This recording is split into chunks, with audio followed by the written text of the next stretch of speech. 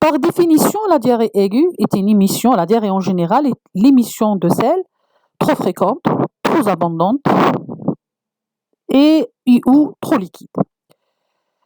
Selon l'OMS, cela signifie chez un adulte l'apparition de moins de 3 sels liquides par jour. Mais chez l'enfant, il faut bien prendre en considération le régime alimentaire, car un nourrisson alité au sein, il a des selles molles, grumeleuses, jaune d'or après chaque tétée. Donc on peut arriver jusqu'à 6-7 selles par jour. Quand le malade, l'enfant est alité ou lait artificiel, il peut faire entre 2 à 3 selles patès tous les jours. Une diarrhée est dite aiguë lorsqu'elle évolue depuis moins de 2 semaines. Et donc à partir de 2 semaines, ça devient une diarrhée persistante ou une diarrhée chronique. Avant d'aller vers la physiopathologie de la diarrhée, il faut savoir et il faut avoir une note sur la physiologie, comment notre organisme se défend contre les différentes agressions, en particulier bien sûr on parle du type digestif, les différentes agressions, les différentes modifications donc du régime, toute agression qui touche notre type digestif, comment notre organisme va se défendre. Donc il ne faut pas oublier que le type digestif est un lieu, donc c'est un il contient un écosystème bactérien, ce qu'on appelle la flore intestinale saprophyte. Il ne faut pas oublier cette acidité gastrique et les sels biliaires qui vont lutter contre l'agression de certains germes ou quelles que soient bactéries, parasites ou virales. Il ne faut pas oublier le péristaltisme qui entraîne l'élimination de ces corps agressifs. Il ne faut pas oublier le tapissement de notre paroi digestive par le mucus, qui donc va limiter la pénétration de ces germes et l'activité de ces germes contre notre tube digestif. Et en dernier, quand le germe arrive à la paroi intestinale, il ne faut pas oublier qu'il existe un système immunitaire qui va se défendre contre ces agressions. Si on parle de diarrhée, on parle de liquide, de sel diarrhéique ou de sel liquidien, ça veut dire on parle de l'eau et des électrolytes qui sont perdus dans les sécrétions, dans les selles. Et pour en parler de ça, il faut qu'on parle du cycle entérosystémique.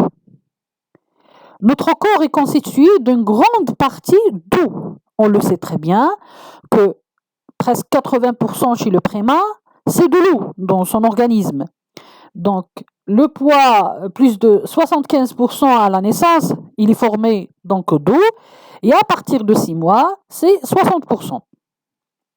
Mais cette eau, elle n'est pas stagnante. Ce n'est pas uniquement l'eau qui se trouve à l'intérieur de la cellule, mais l'eau extracellulaire. Alors, il faut savoir que la moitié de cette eau extracellulaire, ça veut dire le sang, le LCR, le lymphe, donc tout ça, la moitié de l'eau extracellulaire constitue à peu près 18 litres. Et donc la moitié, c'est 9 litres. Ces 9 litres, cette moitié d'eau extracellulaire, elle est toujours en mouvement dans la lumière intestinale. Et si on essaye de diviser cette eau extracellulaire, ces 9 litres, on va voir que notre alimentation va nous ramener systématiquement, normalement, au minimum de litres dans les différents aliments, que ce soit l'eau, les boissons ou même les autres aliments.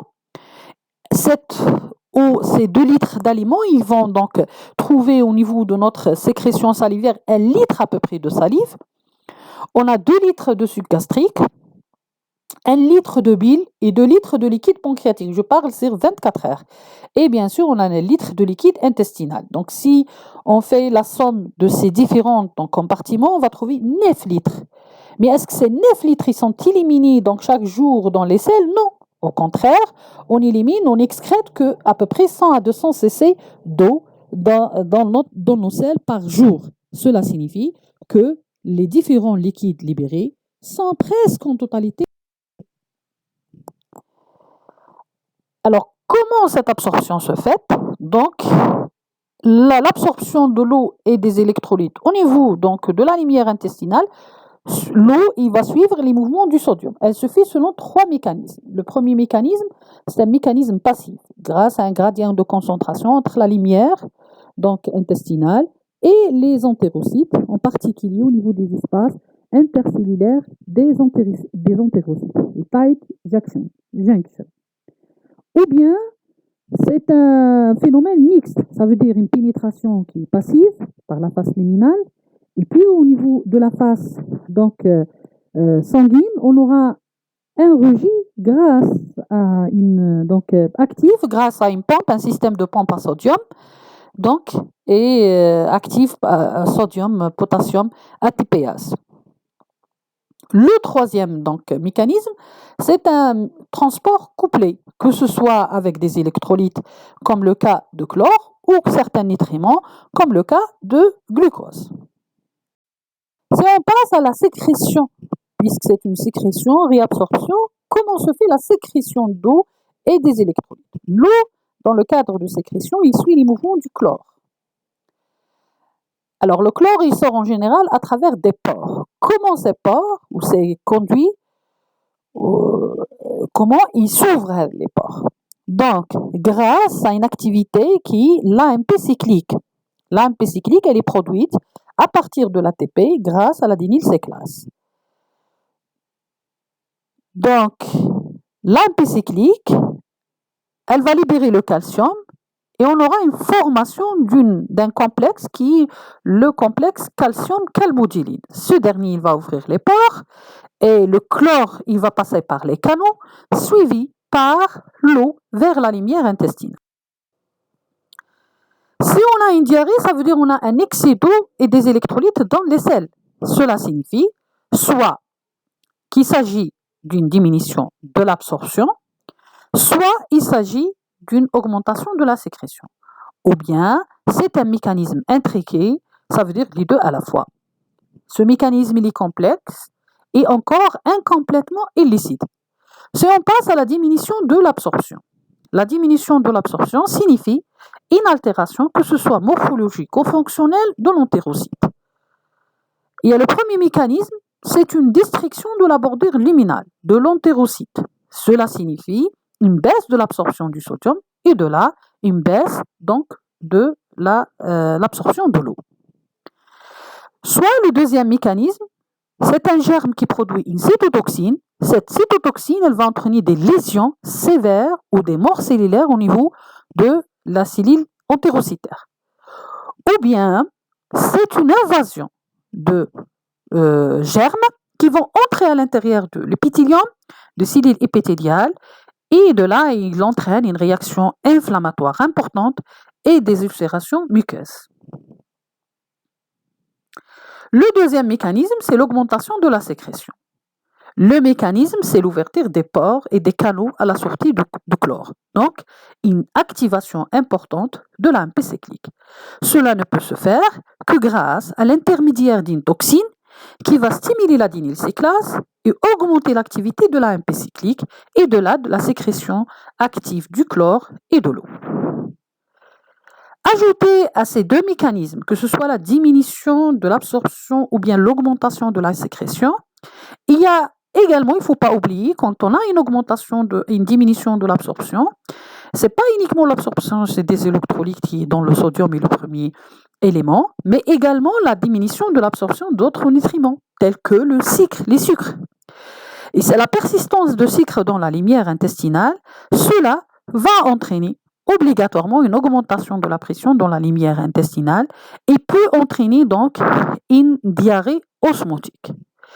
Il ne faut pas oublier également, quand il y a une agression de la cellule épithéliale, il y a une réaction inflammatoire et de là, on a un excès de liquide intraluminal qui va être responsable de troubles de la motricité, soit une accélération du transit, soit une diminution du transit et on a le tableau, ce qu'on appelle l'éléus paralytique.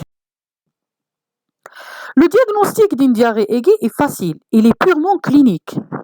Le motif de consultation, soit les parents ils ramènent la notion d'accélération du transit, soit d'installation brutale isolée, ou bien associée à d'autres signes. Les parents ramènent la notion de vomissement, de douleur abdominale, fièvre ou autres signes. Ou bien, le malade vient dans un tableau de complications, en particulier des signes de déshydratation, voire même des signes de dénutrition sévère.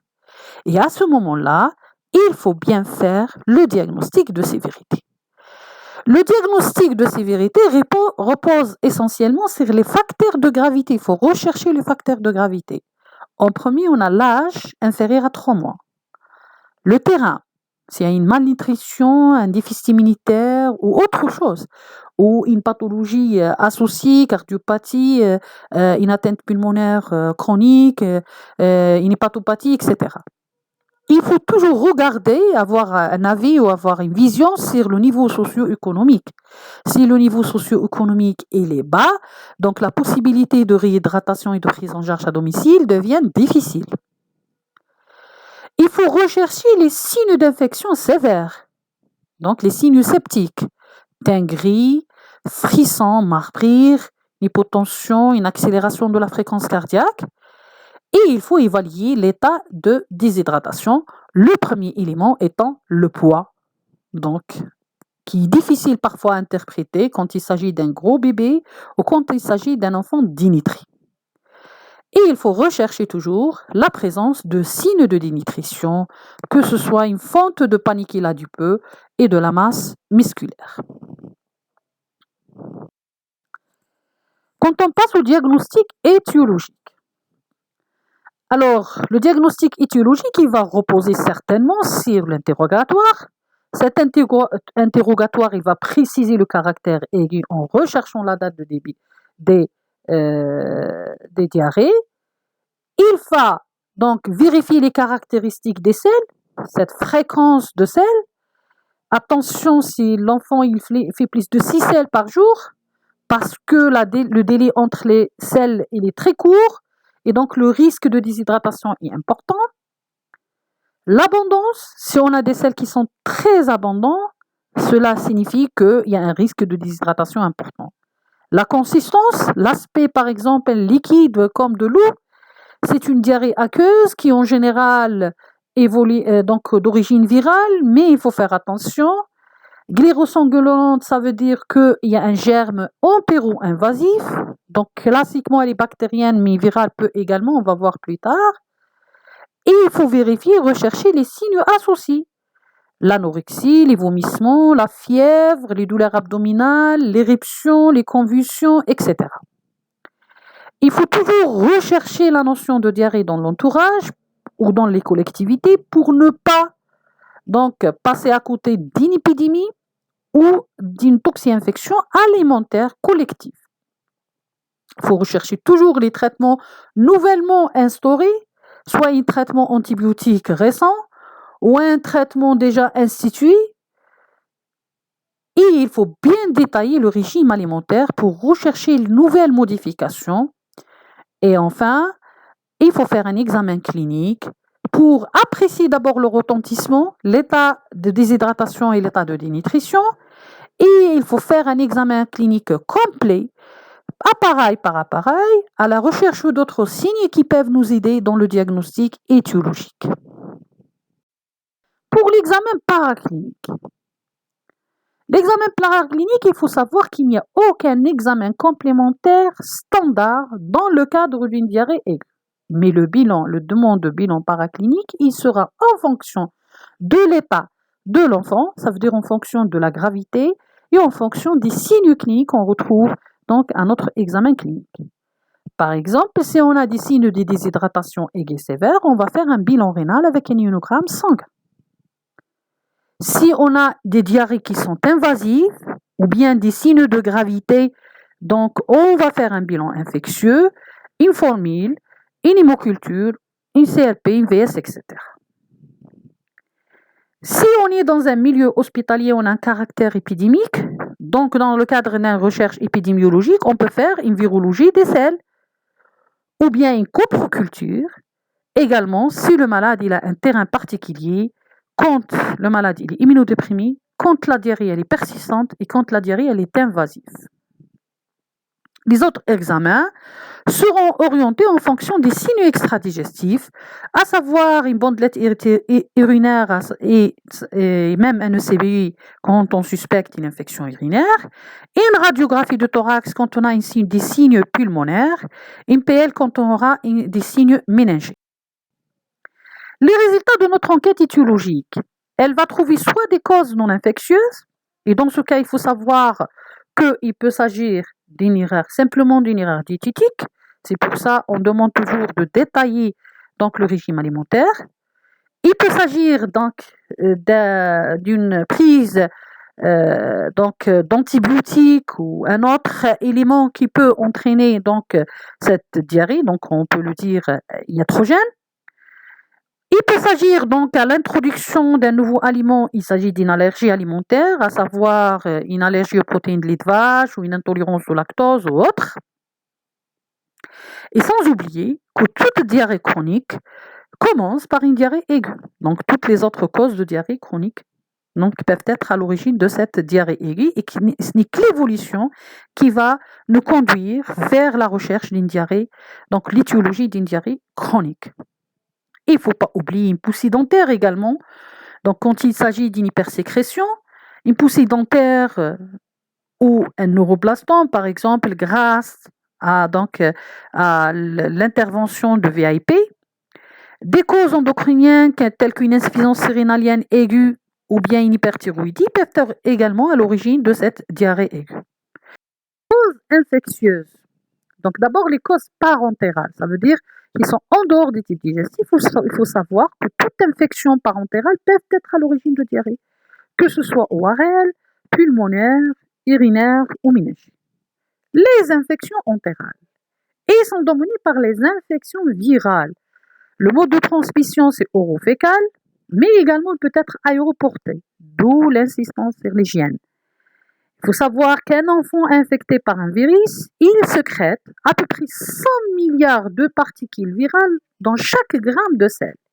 Il suffit uniquement 10 particules pour engendrer une nouvelle infection chez un nouveau malade. C'est presque 80% des infections, donc des diarrhées aiguës, sont d'origine virale.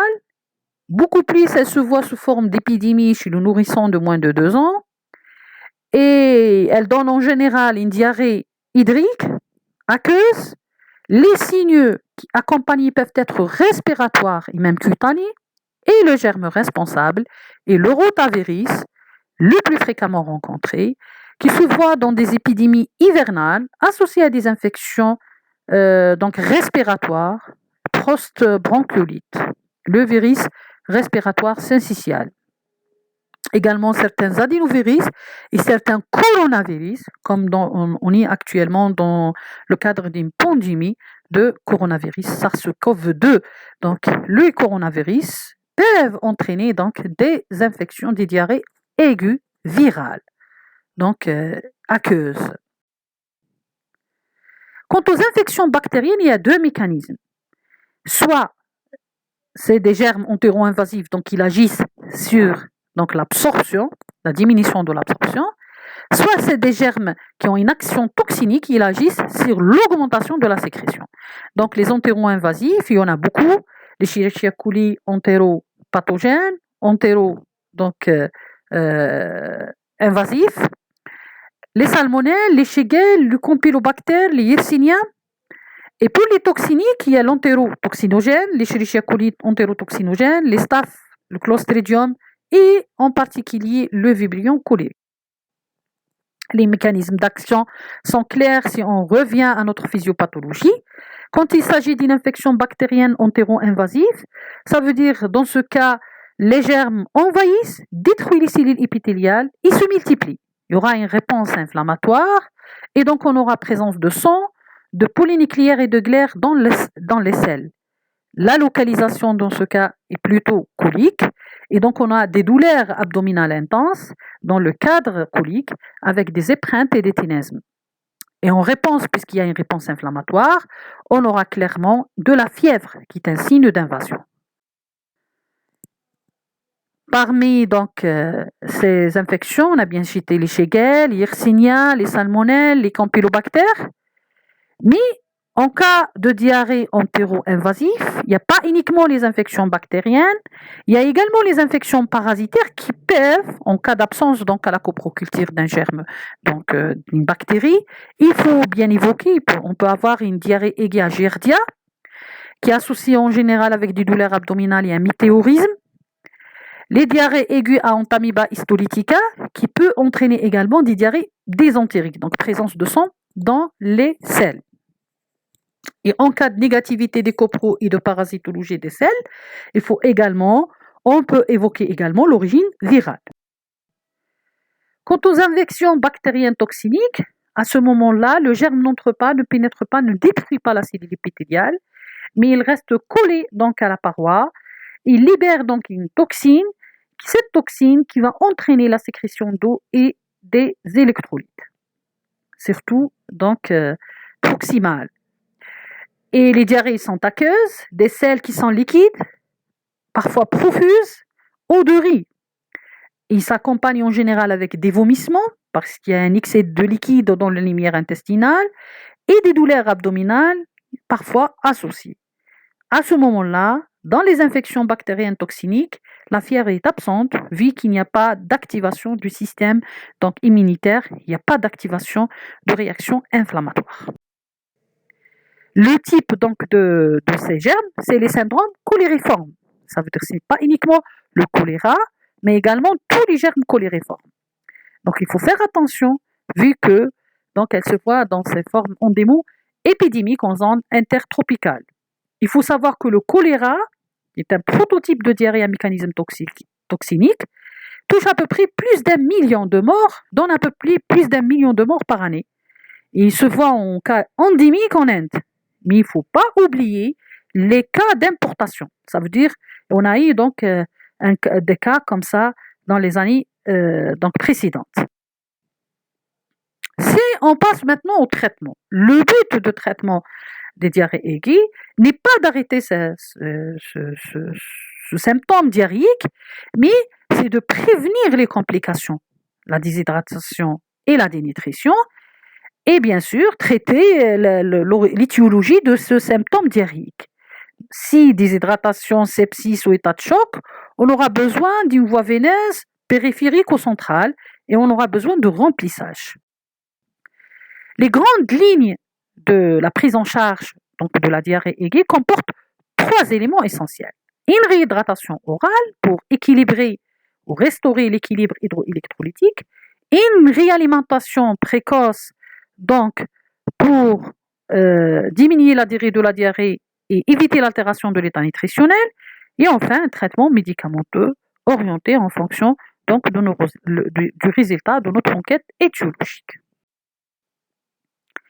La réhydratation repose sur les solutés de réhydratation par voie orale et elle doit être proposée devant toute diarrhée aiguë, quel que soit le mécanisme. Il faut savoir que la composition des SRO est faite d'une poudre contenue dans un sachet, prête à l'emploi, qui doit être reconstituée dans une quantité de l'eau correctement stérilisée. Et que la réhydratation orale, quand la réhydratation orale est impossible, ça veut dire qu'on a une diarrhée, qu'on a des vomissements, une diarrhée profuse, ou si la déshydratation elle est sévère, on passera certainement à la réhydratation parentérale par des voies veineuses, que ce soit périphériques ou centrales. Donc, pour les règles d'utilisation, les solutés de réhydratation orale ne doivent jamais être conservées plus de 24 heures et elle doit être gardée pendant les 24 heures au frais. Quand on prépare notre préparation de soluté, il ne faut jamais bouillir la solution déjà reconstituée. L'administration des solutés de réhydratation orale doit se faire à l'aide d'une cuillère et ne pas utiliser le biberon, et cela toutes les 1 à 2 minutes. Et si l'enfant il vomit, on va attendre quelques minutes, de 5 à 10 minutes, et on recommencera à administrer la solution de soluté de réhydratation orale, mais de façon plus lente. Il y a possibilité d'échec. Alors, quand la diarrhée, on a dit bien, quand la diarrhée elle est profuse, quand il y a des vomissements incoercibles, et quand il y a une incapacité où l'enfant refuse de boire. Également, quand on prépare de façon incorrecte notre solution. Et si on donne donc à l'enfant rapidement les solutés de réhydratation, donc chaque 1 à 2 minutes, sans arrêt, ça conduira certainement à un échec de cette réhydratation. Quand la déshydratation elle est avancée, certainement on ne peut pas réhydrater une déshydratation sévère par voie orale, donc on passera certainement à la voie veineuse.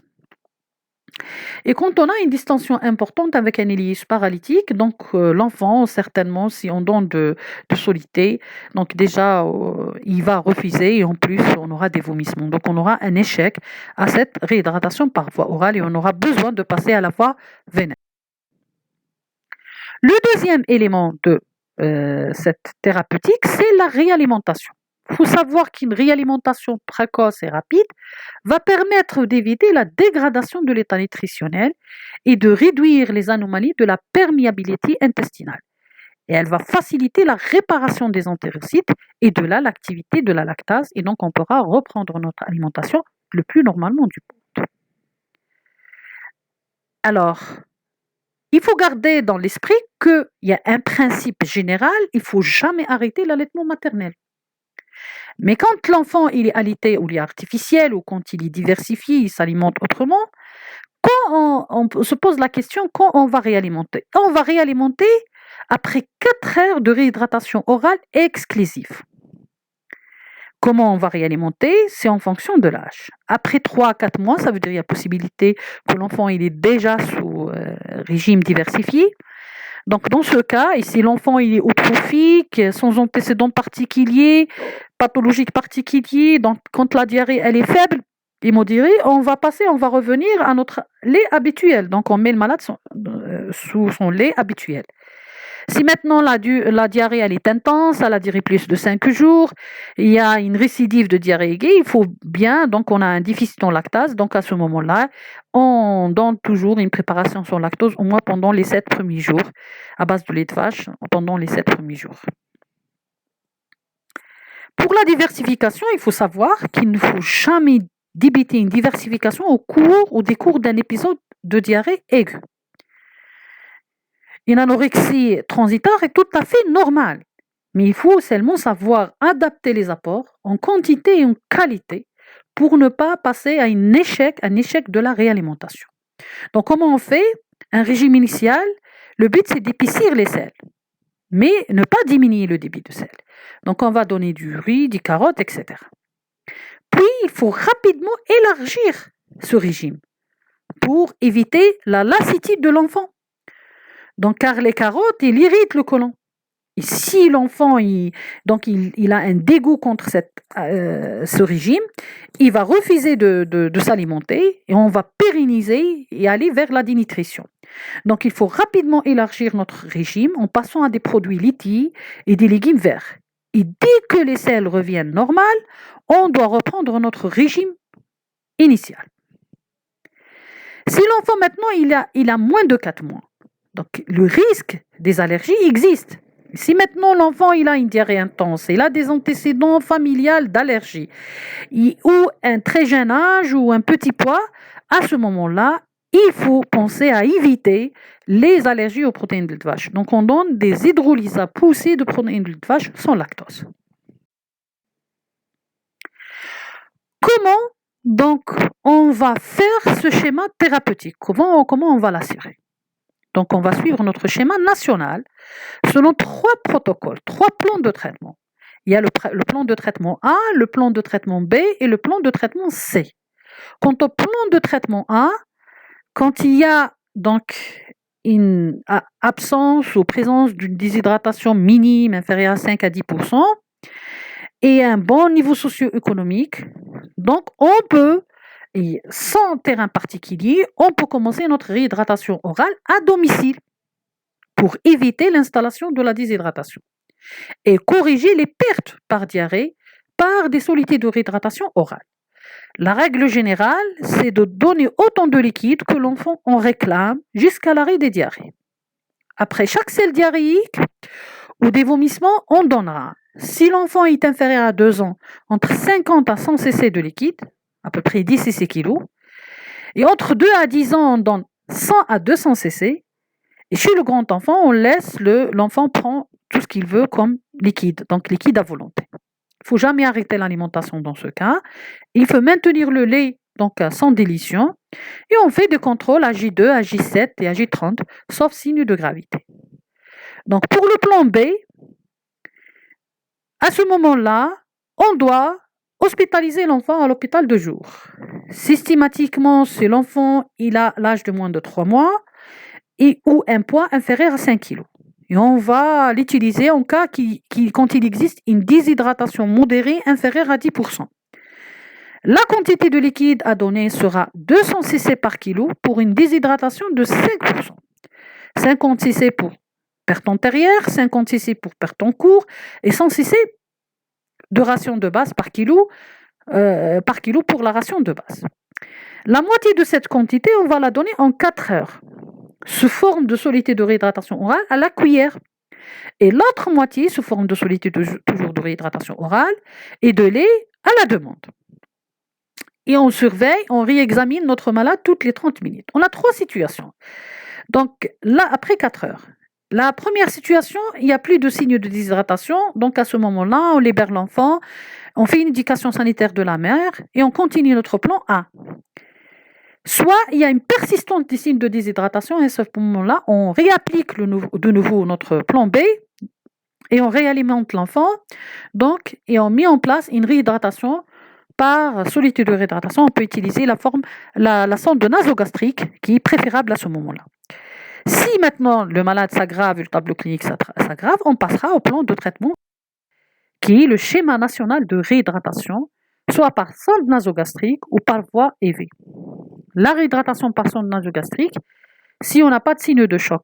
Donc à ce moment-là, quand la quantité administrée, c'est 250 cc kg sur 24 heures, 100 cc perte antérieure, 50 cc perte en cours et 100 cc de ration de base. Et on surveille toutes les 30 minutes, donc l'état général, les signes de déshydratation et le passage de soluté de réhydratation par la sonde nasogastrique. Et après 4 heures, on réexamine notre malade et on décide.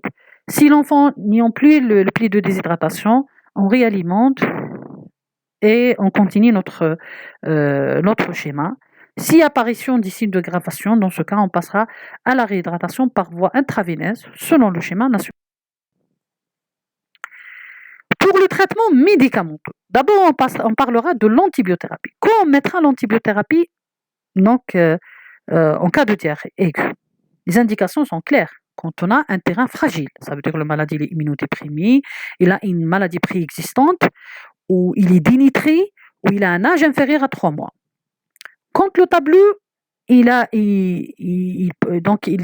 suggère qu'il a un syndrome infectieux sévère, un syndrome toxi-infectieux grave, et une diarrhée glyrosanguinolente plus de 7 jours, des hémocultures positives. Donc on mettra notre antibiothérapie en fonction des résultats de nos cultures bactériologiques. Et quand on a une infection extra-digestive qui est documentée, on a une infection ORL, on a une infection urinaire, on a une infection méningée, on a une infection pulmonaire, donc à ce moment-là, on va traiter le germe qu'on suspecte. Quand il s'agit d'une infection entérale, donc c'est en fonction du résultat de notre coproculture ou notre suspicion de germe. Donc on peut suspecter un germe selon le tableau clinique, selon l'interrogatoire, selon l'entourage, selon les signes cliniques. Donc si on pense à une salmonellose où on trouve dans notre coproculture une salmonellose ou Escherichia coli entéro-invasive, le traitement c'est le Bactrim. Si on pensera à une parasitose telle qu'une amibiase, c'est le Flagyl. Si on pensera à un campylobacter, c'est un macrolide d'érythromycine pendant 15 jours. Et si le tableau clinique il a une forme avec une atteinte neurologique et on pense à une shigellose, dans ce cas avec une forme dysentérique sévère, dans ce cas il faut mettre une céphalosporine 3e génération par voie intraveineuse. après le traitement antibiotique, il ne faut pas oublier un autre élément, un autre nutriment qui est le zinc. Ce zinc, donc l'OMS et l'UNICEF recommandent de prescrire le plus tôt possible après le début de la symptomatologie du zinc, donc diarrhéique, du zinc, donc, car en réalité, en cas de diarrhée aiguë, il y a des pertes importantes en zinc et il devrait être remplacé. Le supplément de zinc, il va réduire la diarrhée et la gravité de l'épisode diarrhéique, comme il va diminuer l'incidence de la diarrhée dans les 2 à 3 mois suivants. La posologie, donc inférieure à 6 mois, on donnera 10 mg par jour pendant 10 à 14 jours. Et à partir de 6 mois, on donnera 20 mg par jour pendant 10 à 14 jours. Maintenant, en matière de traitement préventif, on a bien vu que c'est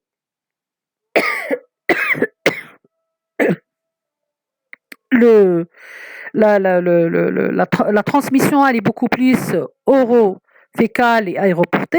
Donc, l'hygiène est un élément important dans le cadre de prévention, de lutte contre cette maladie diarrhéique. Que ce soit une hygiène collective ou que ce soit une hygiène individuelle. Lavage fréquent des mains. On doit insister sur ça parce qu'on est dans une situation actuelle de pandémie qui nécessite, donc, et qui recommande de façon importante, donc, on doit à chaque fois redire et insister sur le lavage fréquent des mains pour éliminer les différentes particules virales ou différents germes qui peuvent être portés à notre système donc digestif et entraîner ainsi une infection par ces différentes particules ou de germes présents dans les différents éléments, que ce soit l'alimentation, que ce soit donc environnement. Il faut promouvoir l'allaitement maternel. Et il faut bien faire une éducation nutritionnelle des mères pour insister sur l'utilisation des solutés de réhydratation orale dès qu'une diarrhée commence, quel que soit son mécanisme. Bien sûr, il faut insister sur la vaccination. On espère que ce nouveau coronavirus aura un vaccin, donc le plus tôt possible. En conclusion, la diarrhée aiguë reste une situation fréquente en pédiatrie de causes multiples, dominées bien sûr par les causes infectieuses, en particulier virales. Donc le risque majeur est la déshydratation qui peut être fatale que lorsque l'enfant est plus jeune. Le traitement est basé essentiellement sur une réhydratation et une réalimentation. Quant au traitement antidiarrhéique et antibiotique, ils sont discutés de cas en cas. La lutte contre la malnutrition, les mesures d'hygiène individuelle et collective, l'utilisation de solutés de réhydratation orale et la promotion de l'allaitement maternel restent les meilleurs moyens de lutte contre la mortalité liée à cette pathologie. Et je vous remercie pour votre attention.